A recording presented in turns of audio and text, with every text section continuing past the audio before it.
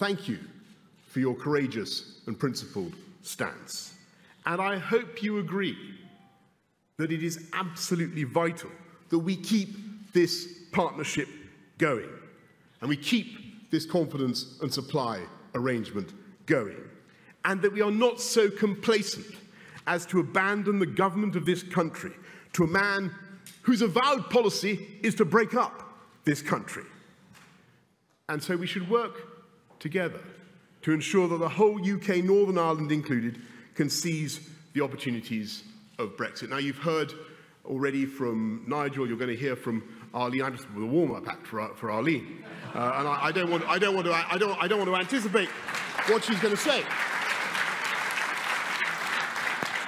I keep singing that song to myself. We are on the verge of making a historic mistake. And I just say this: unless we change course, we are going to stay in the customs union. We're going to stay in the single market. We're going to be rules takers. And unless we junk this backstop, we are going to find that Brussels has got us exactly where they want us. A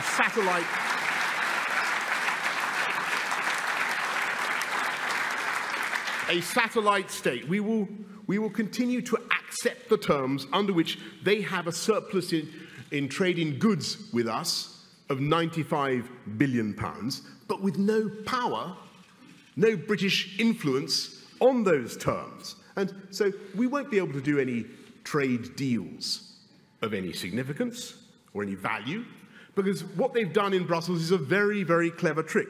They've made Northern Ireland their indispensable bargaining chip in the future negotiations. And if you read, who's read the withdrawal agreement?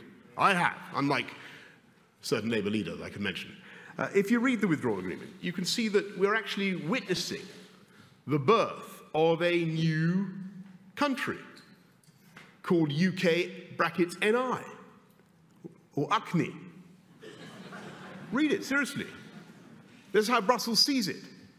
UCNI is no longer exclusively ruled by London or Stormont. UCNI is in large part to be ruled by Brussels, and UCNI will have to accept large swathes of EU regulations. I wish I was going to accept UK regulations. EU regulations now and in the future, on the whole range of Brussels policy making, on lawnmower noise, the labelling of sardines, on the use of chocolate coins and tokens that may be deemed to resemble a euro, on the use, I kid you not, check it out, on the use of personal recreational watercraft. Now, of course, nowhere has a more illustrious history than Northern Ireland when it comes to the building of recreational watercraft. The Titanic springs to mind. And now is the time to point out the iceberg ahead. Because these obligations won't just apply to current EU regulations, but to anything Brussels devises in the future. So look, I mean, to be perfectly serious about it, suppose a Northern Irish inventor were to come up with as is possible, were to come up with an example of a personal recreational watercraft that was perfectly safe, but in some way revolutionary or cost-cutting or whatever, a Northern Irish peddler or paddleboard or whatever it happened to be that threatens to demolish the competitors in Italy or Germany. You could imagine such a circumstance. Then it will be all too likely, as we saw, by the way, with James Dyson and his hairdryers, remember what happened, and his vacuum cleaners, that the Brussels Commission, under pressure from the lobby groups on the continent, will legislate in such a way as to ban or to make uneconomic that UK invention. And not just for sale in the remainder of the EU, of course not, but they will ban it for sale in Northern Ireland as well. And so as a country, as the United Kingdom, we will be faced with a Hobson's choice. if we genuinely wanted to do free trade deals, if we wanted to cut tariffs on, as we should, by the way, on food to make food cheaper for our people, from sub-Saharan Africa or whatever, if we wanted to vary our regulation, then we would have to leave Northern Ireland behind as an economic semi-colony of the EU. And we would be damaging the fabric of the Union with regulatory checks and even customs controls between Great Britain and Northern Ireland, on top of those extra regulatory checks down the Irish Sea that are already envisaged in the withdrawal agreement. Now, I have to tell you, no British Conservative government could or should sign up to any such arrangement. And so,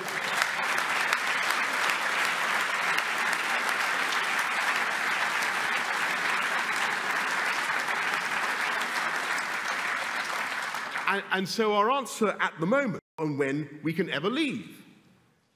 Why should they grant us permission to leave? Let me ask you, why should they? We'll have handed over the £39 billion, and it's not in their interest to see us going off and doing those free trade deals. And they don't want to see goods coming in from third countries undercutting their vast exports to the UK. So think to yourselves, what price will they ask in the forthcoming negotiations for giving us that freedom to leave the backstop? They might very well ask us for a special deal on immigration, so making a further nonsense of Brexit. They might ask us to accept the whole gamut of EU legislation on services as well as goods and agri-foods, and all the level playing field commitments that we have already made and have committed to make in the future as well. In other words, this deal risks further economic and political humiliation. And we are locking ourselves by treaty and making it impossible to negotiate our way out in the second half of the talks. This is not what the people of the United Kingdom voted for. It is self-evidently not taking back control of our laws. It is not taking back control of our borders, not when we're still collecting EU tariffs and sending 80% of the value of them to Brussels. And it remains to be seen quite how much of our money we will really control and how much they will charge for this arrangement. And if we go down this route, I have to warn you that the people of our country will rumble it. And they will detect that this is not Brexit. And that, by the way, is the surest way to invite electoral revenge and to run the risk, I'm afraid, of a Corbyn government. That's the risk we run. So we need to get out of this hole. And people say there isn't a plan. Of course there's a plan. It's been mentioned many, many times. Here is what we do. Number one, we need, of course, to bank what is sensible in the withdrawal agreement, the good progress that has been made on the rights of citizens, the rights of workers, mutual recognition of professional qualifications, fair and reasonable deal on benefits. None of that was in any serious danger. The political declaration also contains a lot of good sense about our continuing policy coordination with our friends and partners across the Channel on home affairs, counter-terrorism, foreign policy, and all the rest of it. As the Prime Minister rightly said this week, she said it many times, and she's always right, on this point. She's always right on this point. We are leaving the EU, but we are not leaving Europe. And under any circumstances, I know it will be your wish, and it is my profound wish, that we will have a deep, intimate, and productive friendship and partnership with our friends in the EU. But we do need to junk the backstop and agree.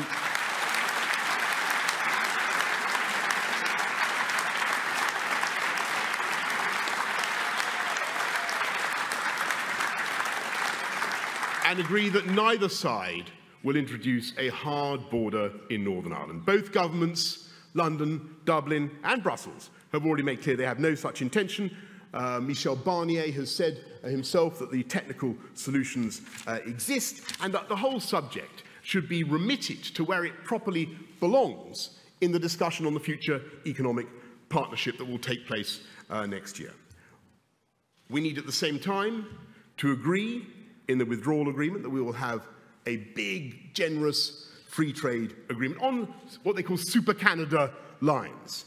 And we should dedicate the so-called implementation period to getting those negotiations right. That leaves almost 2 years, and that should be plenty of time to do a zero tariff, zero quota trade deal, given that we start from a position of zero tariffs and zero quotas. Point 4, you counting them. Point 4, we should, I'm afraid, withhold at least half of the cash we're about to pony up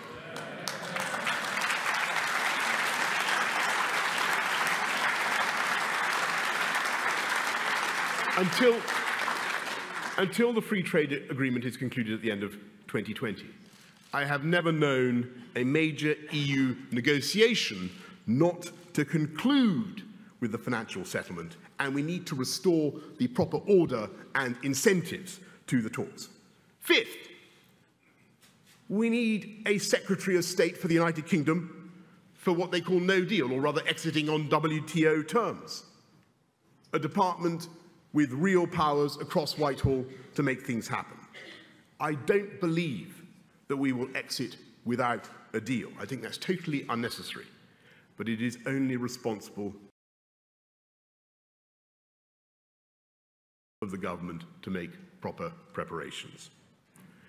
And lastly, sixth, we need urgently as a country to recover our confidence and our self-belief and to stop treating Brexit as if it were a plague of frogs or a murrain on our cattle or some adverse weather event that has to be managed. Brexit presents massive opportunities to escape a European model whose signature economic project, after all, is the euro, that is still causing 35% of the people of Greece to be in absolute poverty and grossly unnecessary unemployment in much of the EU. A European economic model whose regulatory overload, according to Peter Mandelson and Gordon Brown, no less, costs about 5 to 7% of EU GDP.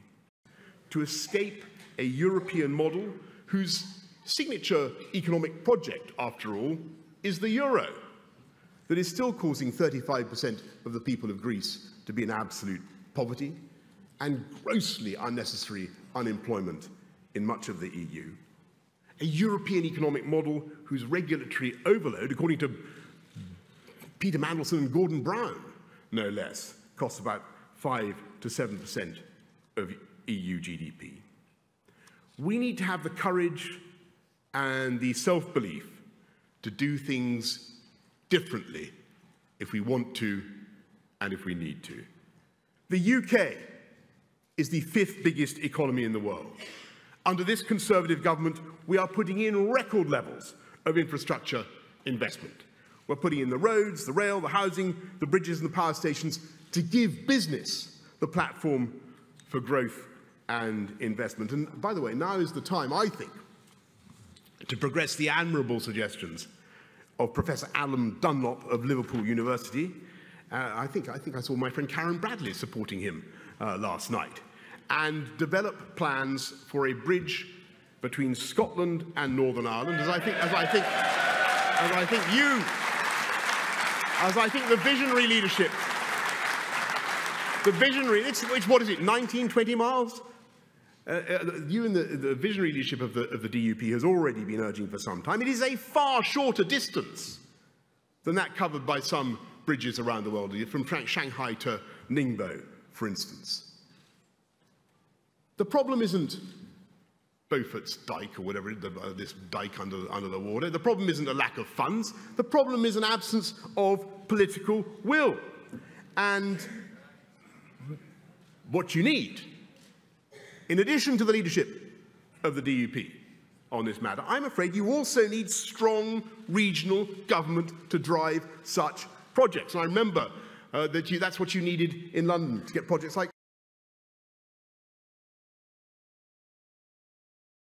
Crossrail done. And I hope, therefore, that Stormont can be revived as fast as possible. I really do. And I know there are difficulties, I know there are compromises that have to be made, but I really hope it can happen. Because you need that regional government as a champion for investment and commitment to this great part of the United Kingdom. And look, nobody can doubt, looking at what you've done over the last year or so, nobody can doubt the effectiveness of the DUP in chiseling money out of the Treasury. You know, quite right, as a former mayor, I like your style.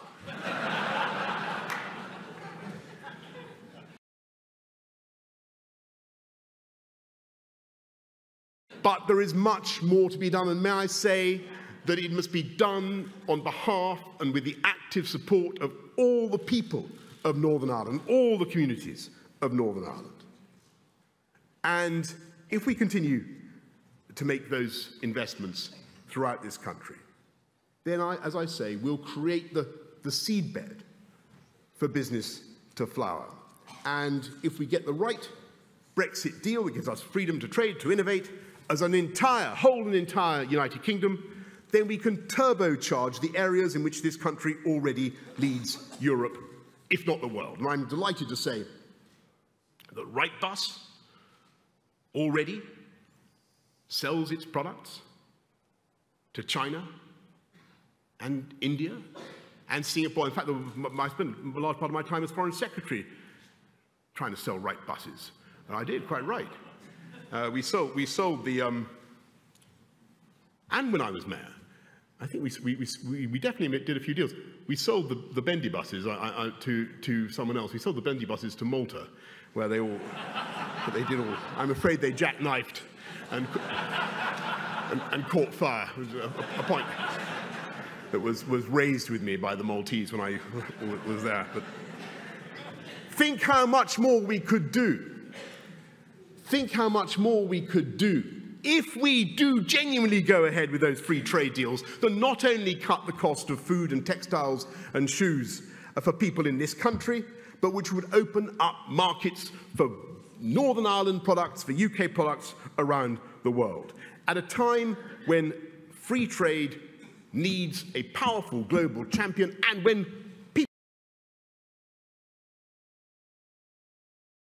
around the world, I can tell you, are yearning for us in the United Kingdom to play that role. This is the moment, this is our moment to play to our strengths and to maximize those strengths with our regulatory approach. We have such fantastic advantages in this country. The biggest tech sector anywhere in this hemisphere, the biggest financial sector, by far the best. Universities have more Nobel Prizes, a point I think I made in Russia.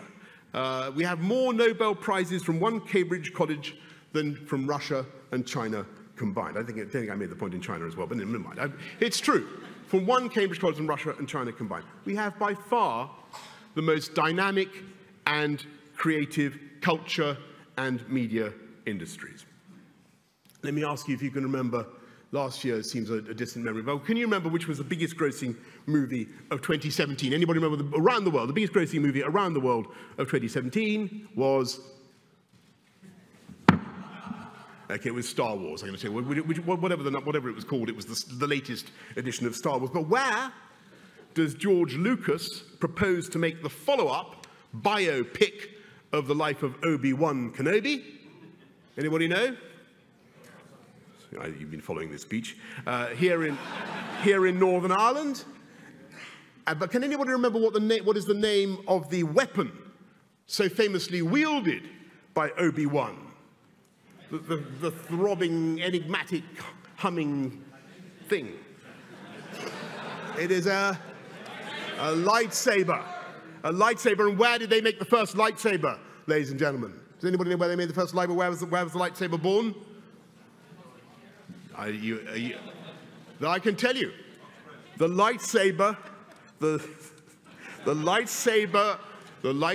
was first created in my own constituency of Uxbridge and South Ruislip. So take the scenic splendour and cinematic expertise of Northern Ireland, add that to the sheer raw inventiveness of Uxbridge, and you have the creative genius of the whole United Kingdom.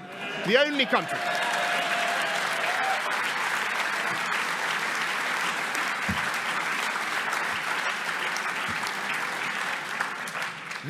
country to be a net exporter of music to the United States, and in the words of that great Northern Irish singer, Van Morrison, Sir Van, it is time we all moved from the dark end of the street to the bright side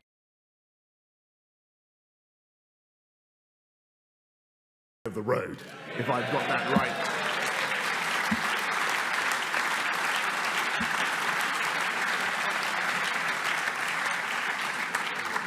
And if you have that tune going around in your heads for the rest of the afternoon, then I'll have done my job, my friend.